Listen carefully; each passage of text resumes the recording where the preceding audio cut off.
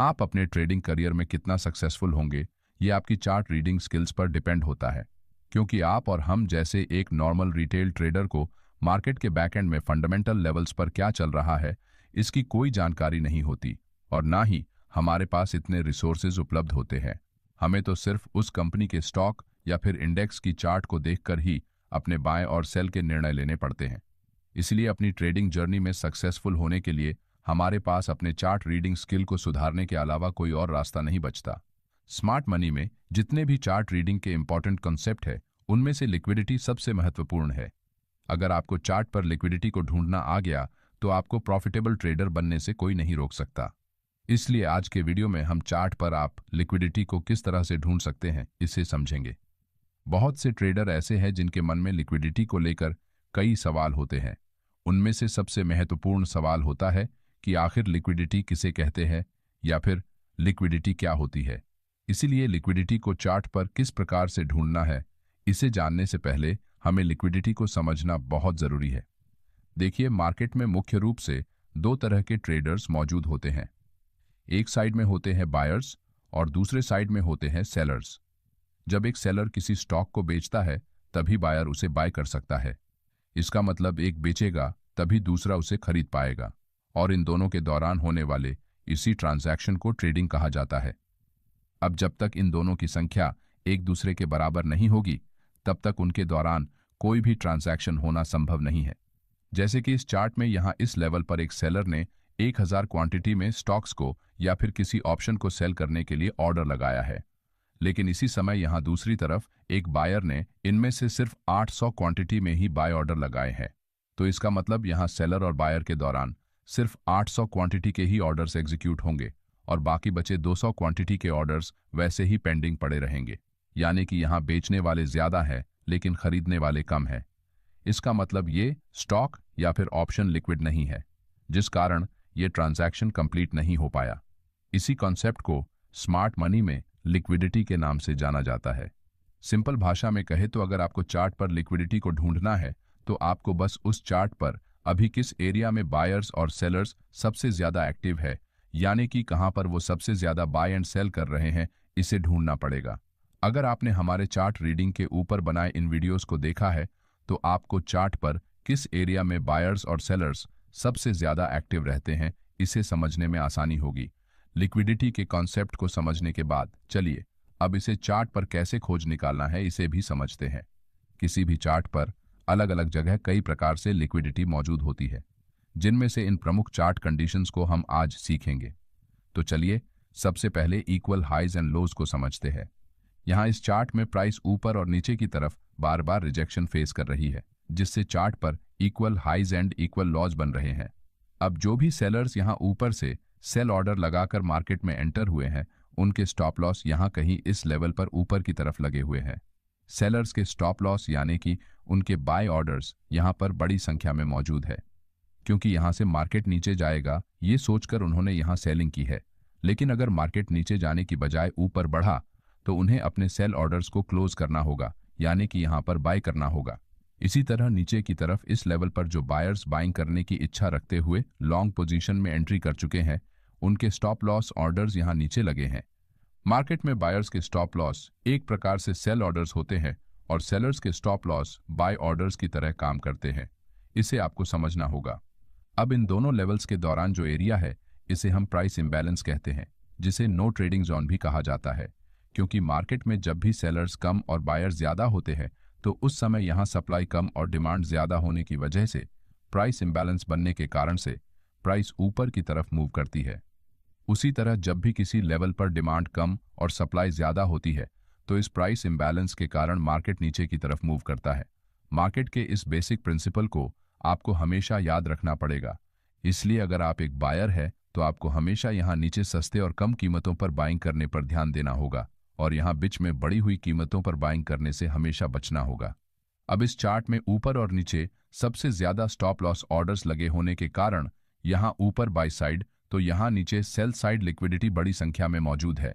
इसका मतलब अगर मार्केट किसी कारण से इस एरिया के ऊपर निकलता है और कुछ देर तक इसी एरिया में सस्टेन करता है या फिर ब्रेकआउट कैंडल की क्लोजिंग इस एरिया के ऊपर होती है तो यहाँ बाय साइड लिक्विडिटी होने की वजह से एक स्ट्रॉन्ग बुलिश मूव आने की संभावना नीचे के मुकाबले सबसे ज्यादा है। लेकिन बहुत बार प्राइस इस लिक्विडिटी को स्वीप करने के बाद ऊपर जाने की बजाय तेजी से नीचे चली जाती है। इसलिए इस एरिया में आने वाले ब्रेकआउट्स पर सबसे ज्यादा स्टॉप लॉस हंटिंग की जाती है। इसी वजह से जब भी किसी हाई लिक्विडिटी एरिया में प्राइस आती है तो उस समय ट्रेड में एंट्री करने की जल्दबाजी नहीं करनी चाहिए, क्योंकि इन एरियाज में इंस्टीट्यूशनल ट्रेडर्स एक रिटेल ट्रेडर्स की साइकोलॉजी के साथ खेलकर उन्हें फेक ब्रेकआउट्स दिखाकर अपने जाल में फंसाते हैं। चलिए अब अगली चार्ट कंडीशन को समझते हैं। इस चार्ट में प्राइस लगातार ऊपर से नीचे गिरते हुए हायर लो और लोअर लो बना रही है। अब इस चार्ट को देखकर क्या आप बता सकते हैं कि यहाँ कौन से साइड में और कौन सी जगहों पर सबसे ज्यादा लिक्विडिटी मौजूद है?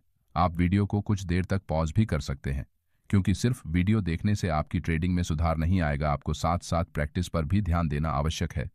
अब यहाँ क्योंकि मार्केट लगातार नीचे जा रहा है, इसका मतलब यहाँ प्राइस बेरिश ट्रेंड शो कर रही है। अब अस्यूम कीजिए कि आप एक रिटेल सेलर है जिसने यहाँ शॉर्ट सेल किया है, तो आप अपना स्टॉप लॉस यहाँ इस लेवल के आसपास लगाएंगे। अब क्योंकि मार्केट आपकी ट्रेड के डायरेक्शन में नीचे जा रही है, इसलिए आप अपने ट्रेड को यहाँ होल्ड करते हुए अपने स्टॉप लॉस को हर एक स्विंग हाई के ऊपर धीरे धीरे प्राइस मूवमेंट के साथ शिफ्ट करते हुए ट्रेलिंग स्टॉप लॉस का इस्तेमाल कर रहे हैं। लेकिन मार्केट में कुछ ट्रेडर्स ऐसे भी हैं जिन्होंने यहाँ अपने स्टॉप लॉस को ऊपर ही बनाए रखा है। तो कुछ ट्रेडर्स को यहाँ ऊपर एंट्री नहीं मिली, तो उन्होंने यहाँ नीचे, तो कुछ ने यहाँ शॉर्ट सेलिंग करते हुए इन स्विंग हाइस के ऊपर अपने स्टॉप लॉस प्लेस किए हैं। अब क्योंकि मार्केट लगातार नीचे गिर रहा है, इस वजह से लोअर साइड में जो भी बायर्स मार्केट में बाइंग करने की कोशिश कर रहे हैं, उनके स्टॉप लॉस मार्केट बार बार हिट कर रहा है।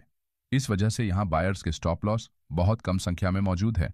इसके विपरीत प्राइस के बेरिश मूवमेंट के कारण सेलर्स के स्टॉप लॉस यहाँ बड़ी संख्या में अभी भी एक्टिव है।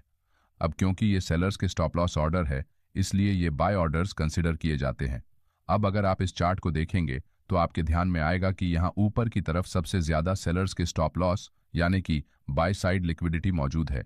अब जैसे ही मार्केट और अधिक नीचे जाने की बजाय रिवर्स करते हुए ऊपर निकलकर अपने प्रीवियस स्विंग हाई के ऊपर क्लोज होता है, तो यहाँ सभी सेलर्स पैनिक में आ जाते हैं, क्योंकि प्राइस अब उनके ट्रेलिंग स्टॉप लॉस एरिया में आ चुकी है।